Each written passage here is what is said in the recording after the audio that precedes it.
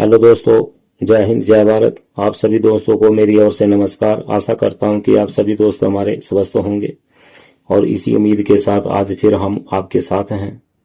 दोस्तों, आज हम बात करेंगे हिंदू लॉ की। हिंदू लॉ में भी Hindu marriage act 1955 section number 3 clause C and D के बारे में पढ़ेंगे। दोस्तों, जो सेक्शन नंबर 3 है, जो इसका क्लॉज डी और सी और डी है, ये 3 तरह के ब्लड के बारे में बात करता है। वो कौन कौन से ब्लड की बात करता है? Full blood, half blood and uterine blood के बारे में बात करता है।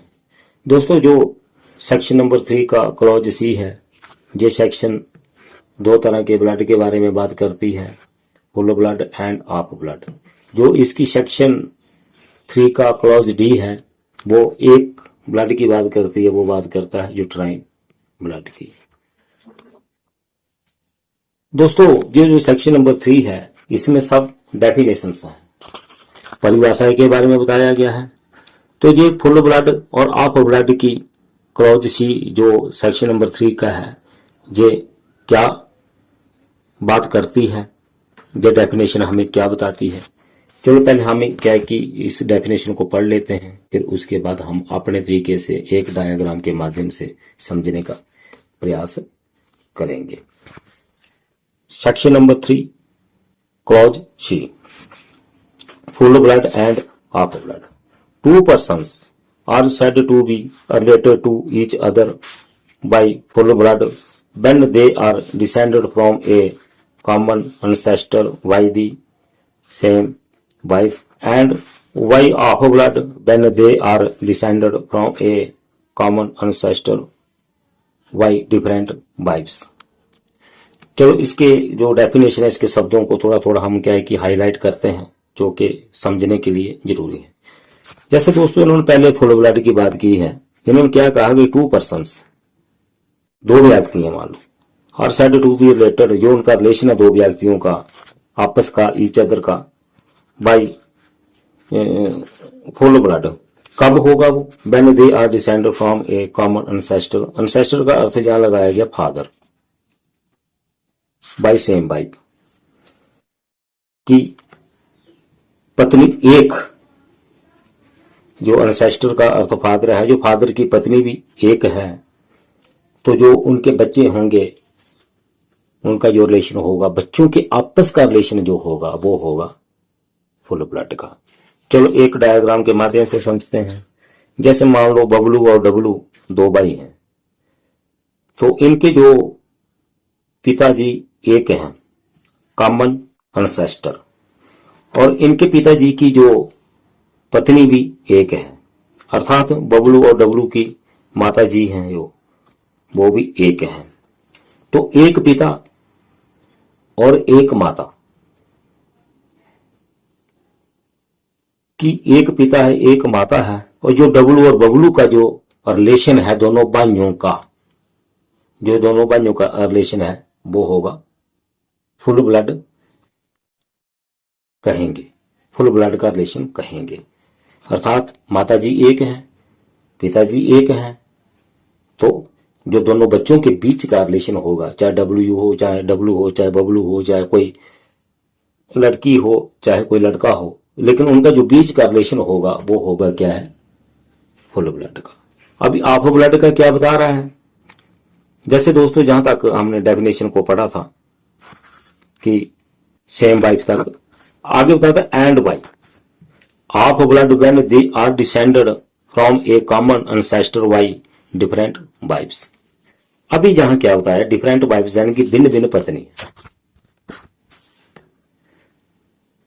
भिन्न भिन्न पत्नी है। इसके क्या है कि वाइफ्स का क्या, वाइफ का क्या बहुवचन क्या हो जाता है? वाइफ्स हो जाता है, भिन्न भिन्न पत्नी है।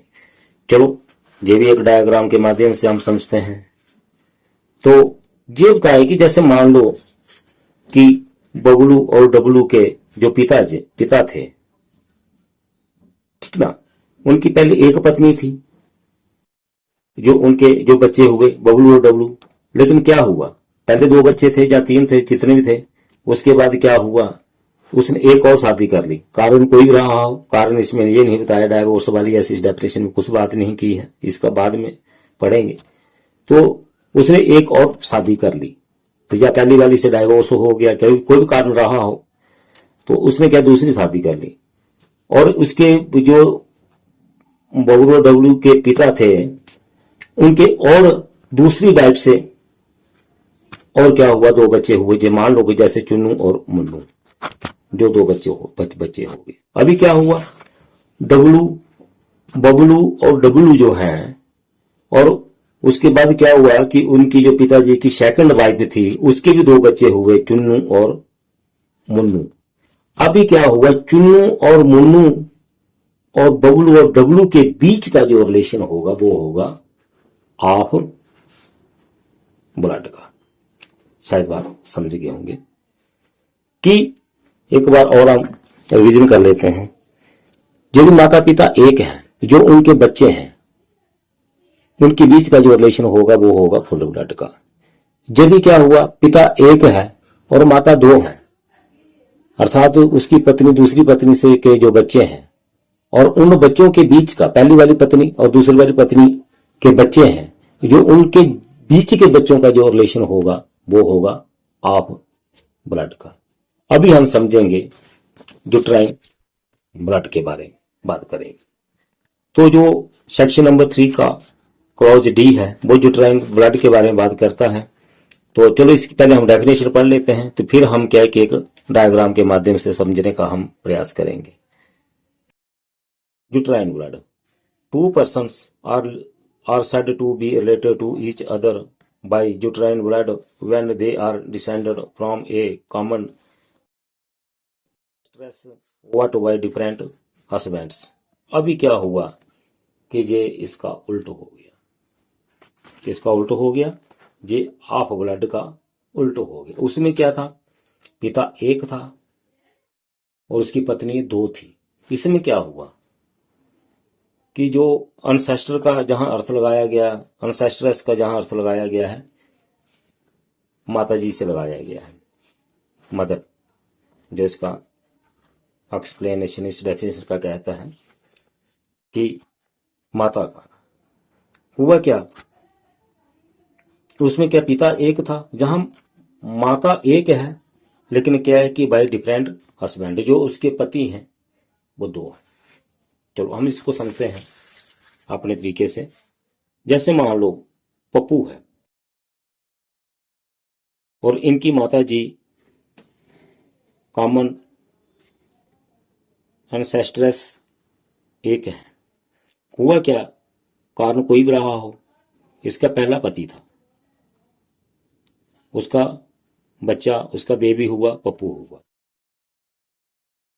हुआ क्या, कोई भी कारण रहा हो और इसने क्या किया, जो पप्पू की माता जी थी, इसने दूसरी शादी कर ली, यानी कि सेकंड हस्बैंड हो गया, दूसरा पति हो गया। उससे भी क्या हुआ, एक बच्चा हुआ, जहां एक हुआ, जहां दो हुए, तो उसका भी एक बच्चा हुआ। और जो पप्पू और कप्पू, अर्थात जो उसके पहले हस्बैंड का बच्चा था, बेबी था, वो पप्पू था, फिर दूसरे हस्बैंड का बेबी जो हो गया वो हो गया कप्पू। और पप्पू और कप्पू के बीच का जो रिलेशन है, दोनों भाइयों का रिलेशन जो होगा वो होगा यूट्राइन ब्लड का।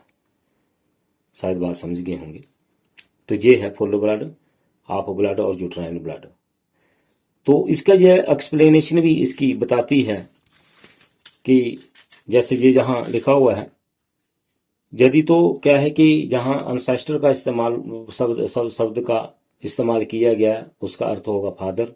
जहां एंसेस्ट्रेस का शब्द का इस्तेमाल किया गया होगा, वहां उसका अर्थ लगाया जाएगा मदर, क्योंकि कानून की भाषा अलग किस्म की होती है और साथ साथ शब्दों को एक्सप्लेनेशन भी करता रहता है, स्पष्टीकरण देता रहता है कि जो भी होगा इसका ये अर्थ लगाया जाएगा, अपने तरीके से कोई भी अर्थ नहीं लगाएगा।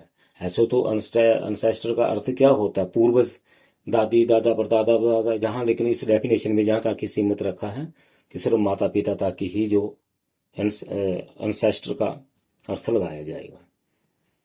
तो थैंक यू, जय हिंद, जय भारत।